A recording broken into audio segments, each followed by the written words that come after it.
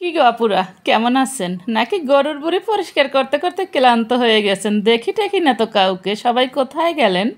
আসসালামু আলাইকুম, কেমন আছেন সবাই? আশা করি ভালো আছেন। আমি আল্লাহর রহমতে আপনাদের দয় অনেক ভালো আছি।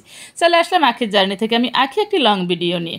তা সবাইকে জানাই ঈদ মোবারক, ঈদ মোবারক, ঈদ মোবারক। যদিও ঈদ শেষ, তারপরও তবে এটা খাবারটা তো ঈদের ছিল, তাই একটু আবার ঈদ মোবারক জানালাম।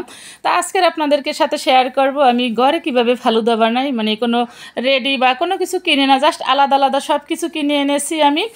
তারপরে আপনাদের সাথে শেয়ার করব আমি কীরকম সেটা বানাই এবং দেখতে কেমন হয়েছে, খেতে কেমন হয়েছে, আর আপনাদের কেমন লাগে সেটাও জানাবেন। যদি ভিডিওটি ভালো লাগে থাকে, এতটুকু উপকারে আসে, অবশ্যই লাইক কমেন্ট শেয়ার করে সাথে থাকার অনুরোধ রইল। তা প্রথমেই শুরু করে দিলাম। এই যে আমি এখানে এক প্যাকেট লাম্বা যে নুডলসগুলো আছে, এক প্যাকেট নুডলস নিয়েছি। আর আমি এখানে মাত্র 20 টাকার সাগুদানা নিয়েছি। তা আমি দুটা একটু অল্প সেদ্ধ করে নেব, মানে একদম যে পুরো ফুটিয়ে নেব এরকমের না।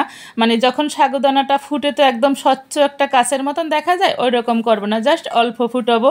জানি না, আমি বিভিন্ন রেসিপি দেখেছি সেখানে সম্পূর্ণ ফুটিয়ে ফেলায় আর এটাকে আলাদা মিক্স করে, কিন্তু এটা আমি সেদ্ধ করার পরেও আবার রান্না করব। আমার থেকে সেটাই খেতে ভালো লাগে এবং আমি অন্যান্য আপু ভাইয়াদেরকেও বলবো যারা এই রেডি মানে নিজেরা হাতে বানান ফালুদা, সেটা এইরকম করে খাবেন, দেখবেন যে অনেক মজা হবে। আর এখানে আমি নিয়েছি 1 লিটার লিকুইড মিল্ক, সেখানে আমি অনেকটা পাউডার মিল্ক মিলিয়েছি, প্রায় অনেকটা বলতে 200 গ্রামেরও বেশি বেশি হবে, কারণ আমি একটু মজা করে বানাবো আর আমি একটু ফালুদা গুঁড়ো করে খেতে পছন্দ করি, যেহেতু আইসক্রিম দিয়ে খাবো। এই যে দেখেন, মানে সাগুদানাগুলো কেমন দেখা গেছে, আমি কিন্তু একদম ফুটাইনি। আর একদম না ফুটানোর কারণ হয়েছে যে আমি আবার যেহেতু এটা রান্না করব, তা আমি সেদ্ধ করে নিয়েছি, এই কারণে এটার একটা পুরনো ভাব থাকে বা অনেক সময় পুরনো পরে, সেটা দূর হবে না হয় আমি একসাথেই দিয়ে দিতাম। এই যে এখন আমি এটা প্রায় আধা ঘন্টারও বেশি রান্না করেছি, মানে লিকুইড মিল্কের ভিতরে দেওয়ার পরে। আর মিল্কটা কিন্তু আমি অনেক ঘন নিয়েছি, মানে পাউডার মিল্ক দিয়ে ঘন করে নিয়েছি। এই যে দেখেন আমার ফালুদাটা প্রায় মানে আধা ঘন্টা আমি রান্না করছি। আধা ঘন্টা জাল দেওয়ার পরে ঘনত্বটা কেমন হয়েছে।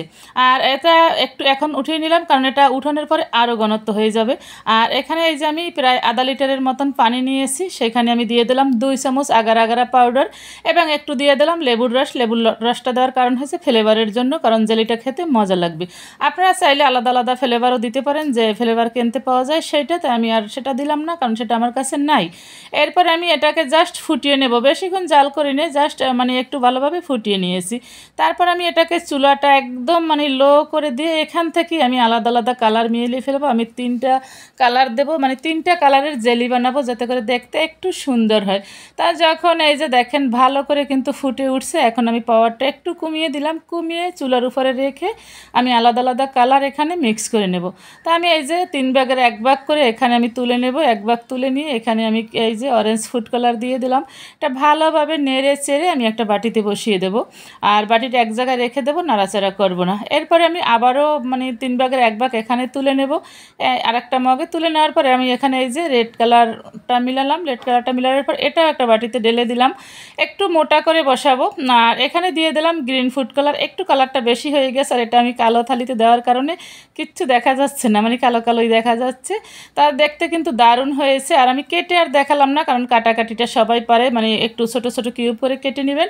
এরপর এই যে ফালুদাটা আমি ফ্রিজে রেখেছিলাম, এখন আমি সার্ভ করব। মানে এখানে আমি সার্ভিং ডিশে নিয়ে নিলাম। ফালুদাটা কিন্তু একটু ঘন দেখা যাচ্ছে, তবে এটা যখন আমি এই যে জেলোগুলা তারপরে হলো আইসক্রিম দেব, তখন কিন্তু এটা অনেকটা পাতলা হয়ে যাবে। আর আপনারা চাইলে এখানে ফল ফ্রুট দিয়েও খেতে পারেন। আমার আইসক্রিম দিয়ে ফালুদা খেতে বেশি ভালো লাগে।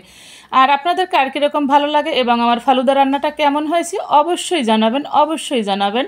আর আপনারা এই রেসিপিতে রান্না করে খাবেন, দেখবেন যে খুবই মজা হবে, খুবই মজা হবে। আর দোকানে যেটা থাকে ওটাতে পর্যাপ্ত চিনি থাকে আমার। আর চিনি কতটুকু দিয়েছি সেটাও তো দেখিয়েছি আমি, মানে এখানে 1 কাপ, মানে একটা বড় সাইজের কাপের 1 কাপ চিনি দিয়েছি, কারণ আমার মিষ্টিটা অত খেতে ভালো লাগে না।